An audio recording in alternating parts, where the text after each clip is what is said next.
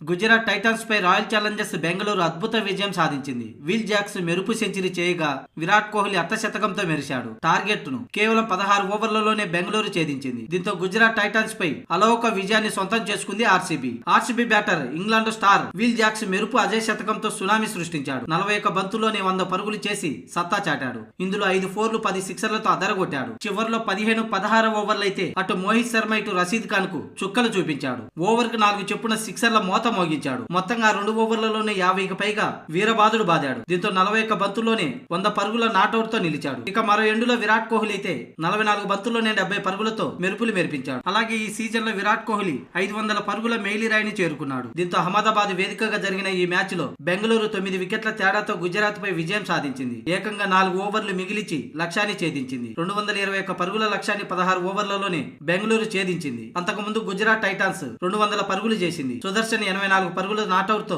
ఆ జట్టు భారీ స్కోరులో కీలక పాత్ర పోషించాడు. ఇక ఆర్సీబీకి ఈ విజయంతో 3 విజయాలతో పాయింట్ల టేబుల్లో 6 పాయింట్లతో చివరి స్థానంలోనే ఉంది. నెట్ రన్ రేట్ లేని కారణంగా 10వ స్థానంలో ఉంది.